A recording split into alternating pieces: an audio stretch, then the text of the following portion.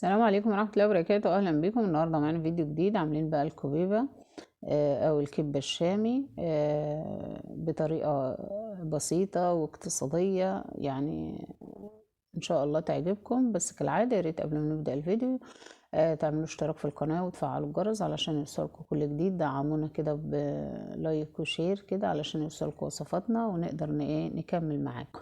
أولا نسمي بسم الله. معايا هنا كوباية برغل، انا نخلتها بمنخل سلك ضيق علشان لو فيها اي شوائب كده بتنزل من تحت، وعلشان نتغاضى لو فيها رمل ولا حاجة، علشان البرغل ده سايب مش معب.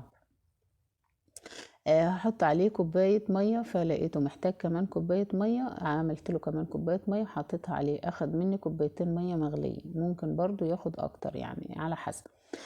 بعد ما سيبته كده لحد ما شرب ميته وباش ويعني وبقى طري كده معانا، هبدأ احط له بقى التوابل بتاعته. انا معايا هنا التوابل اللي انا حطيتها: معلقه ملح كبيره، معلقه فلفل اسمر صغيره، معلقه كمون، معلقه كزبره، معلقه 7 بهارات، معلقه بابريكا، معلقه توم باودر، معلقه بصل باودر، بهارات كفته. هحط بقى التوابل كلها مع بعضها. معايا 3 حبات بطاطس مسلوقه، هبدأ احطهم بقى على الخليط.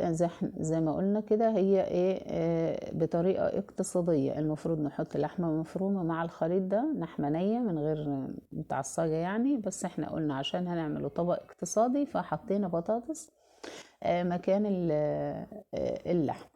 وهنقلب بقى الخليط، والبطاطس كمان بتساعد معايا الخليط ده علشان يبقى ناعم ومتماسك معايا. هبدأ اعجن الخليط كويس. اهم حاجة في الخطوة دي ان احنا نعجن الخليط بقى معانا كويس. وهحط معانا بقى لحمة مفرومة متعصجة. احنا طبعا عارفين كلنا بنعصج اللحمة، فطبعا انا عندي اللحمة متعصجة هشتغل بيها على طول.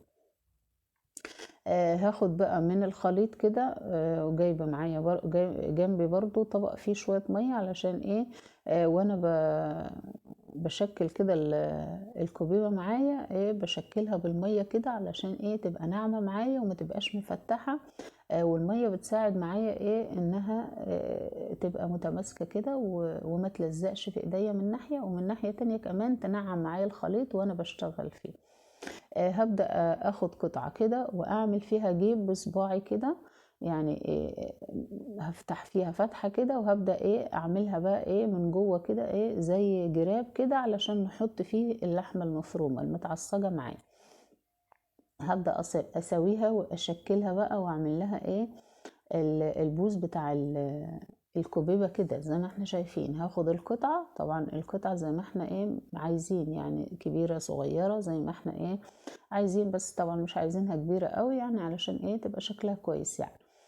فهعمل فيها فتحة بصباعي كده وهحشيها باللحمة المفرومة، وهبدأ اسويها برضو بالمية كده واظبط ملمسها كده ويبقاش فيها حتت مفتحة. واعمل لها برضو البوز بتاع الكوبيبة من الناحيتين كده بصباعي كده، وانا ضمه صباعي الاتنين علشان تعمل معايا الشكل اللي احنا عايزينه. طبعا احنا ممكن بقى نعمل الكمية دي كمية اللي احنا عايزينها، ونشيلها بقى في الفريزر، نطلعها على التحمير على طول.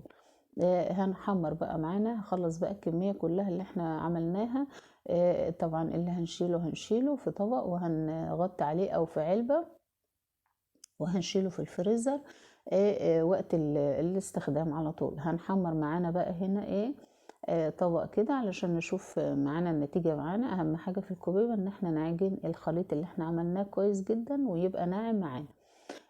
والتوابل بقى طبعا هتخلي معايا الكفر ده جميل. يعني احنا طبعا بنقليها على طول، ما بنحطش عليها اي اضافات تانية خالص غير كده يعني. زيت غزير وسخن على النار، وهنحط الكوبيبة تتحمر معانا وهنطلعها في مصفى الصفة، صفي الزيت اللي فيها. وان شاء الله عايزه اقول لكم تحفة وطعمها خطير. يعني الكوبيبة من بره طعمها حلو، التوابل مخليها كويسة، واللحمة المفرومة طبعا متعصجة وحلوة. جربوا الطريقة، قولوا لي ايه رأيكم. سلام عليكم.